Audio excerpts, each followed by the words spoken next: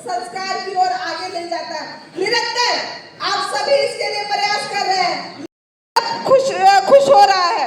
आप सब को मैं बहुत सारी शुभकामनाएं देना चाहती हूँ कि हम अपने दायरे को बढ़ाते हुए, अपने घर से शुरुआत करते हुए। राजधानी रांची में गुरुवार को हिंदू जागृत मंच के तत्वावधान में तुलसी पूजन का भव्य आयोजन किया गया। कार्यक्रम में बड़ी संख्या में श्रद्धालु, सामाजिक कार्यकर्ता एवं संगठन के पदाधिकारी उपस्थित रहे। आयोजन का मुख्य उद्देश्य सनातन संस्कृति की परंपराओं को सहेजना और समाज में आध्यात्मिक चेतना को मजबूत करना रहा। हिंदू जागृत मंच के ऋषिदेव सहदेव ने बताया कि सनातन धर्म को तुलसी पूजन का विशेष और पवित्र स्थान है। तुलसी को न केवल धार्मिक दृष्टि से बल्कि आध्यात्मिक और मानसिक शुद्धता का प्रतीक माना जाता है। तो शुरू में हमने दीप प्रज्वलित कर कार्यक्रम का शुरुआत किया और आज हम सब जानते हैं कि श्रद्धेय अटल बिहारी वाजपेयी जी की भी जयंती है। तो आप देख रहे हैं अटल जी की वहाँ पे तस्वीर है। तो भारत माता और अटल जी को पुष्पांजलि अर्पित कर हमने कार्यक्रम का शुभारंभ किया और उसके बाद फिर प्रबोधन हुआ और फिर अंत में तुलसी माँ के आरती के साथ कार्यक्रम का समापन नहीं हुआ है। इसके बाद लिट्टी चोखा का कार्यक्रम है। जी बिल्कुल, आज के कार्यक्रम नहीं, ये जो तुलसी पूजन दिवस जिसका आयोजन आज आप देख रहे हैं, ये 2007 में हम लोगों ने शुरू किया था और लगातार आज ये पूरे नेशनल लेवल पे कार्यक्रम आयोजित होता है पूरे भारत में। तुलसी पूजन दिवस आज आप देखिएगा कि क्रिसमस डे से ज्यादा बधाई आपको तुलसी पूजन दिवस का आपको मिला होगा सोशल मीडिया और अन्य के माध्यम से। और हम लोग का जो संगठन है हिंदू जागृत मंच, उसका उद्देश्य ये है कि 2014 के बाद से हम लोगों ने बहुत हिंदू को जगाया।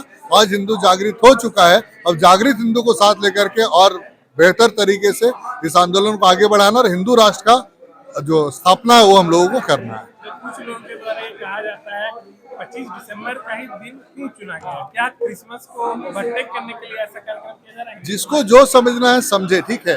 अगर 25 दिसंबर से हम लोग तुलसी पूजन दिवस का कंपेयर करें तो एक प्लास्टिक के पेड़ की पूजा करने से बेहतर है कि एक जो तुलसी पौधा है औषधीय और दैवीय दोनों रूपों में महत्वपूर्ण है, तो उसका पूजा हम करें।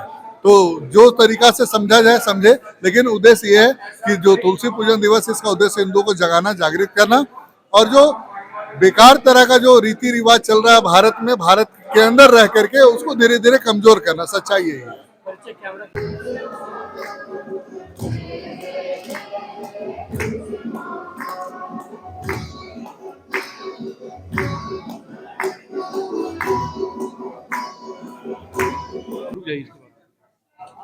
देखिए, एक तरफ बांग्लादेश की जो घटना है, अब देखो हम सब हमेशा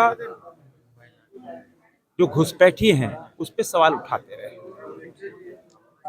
अब तो बंगाल बचाना है। जिस तरह बंगाल के अंदर वहां के मुख्यमंत्री बांग्लादेशी जो मुसलमान हैं, जो घुसपैठी हैं, भारत बड़ी करोड़ों की तादाद में घुसे हैं और वो घुसने का रास्ता देती हैं, संरक्षण देती हैं। और इसीलिए जब एसआईआर शुरू हुआ तो ये इनके पेट में दर्द हो गया। लेकिन बंगाल की जनता ने ठाना है और बिहार की महान जनता से बंगाल की जनता ने सबक लिया है कि इस बार ये देश विरोधी, सनातनी विरोधी ऐसे तत्वों को खदेड़कर एक राष्ट्रभक्त और भारतीय जनता पार्टी की वहां सरकार बनेगी। और आप देखो, देश भर में एसआईआर लागू होने के बाद बॉर्डर पर भीड़ लगी है और क्योंकि यह देश शरणार्थी स्थल नहीं है कि हम बुलाकर घुसपैठियों को यहाँ उनका मान मर्यादा करें, भोजन कराएं, हमारे जो श्रमजीवी हैं उनका हक मारने दें, नहीं चलेगा। अब तो जो ऐसे लोग हैं, जो घुसपैठी हैं, उनको देश छोड़ना ही होगा। अब कोई किंतु परंतु नहीं है। हमारे गृह मंत्री अमित शाह जी पूरी तरह उन्होंने स्पष्ट किया हुआ है, एक भी घुसपैठिया बचेगा नहीं।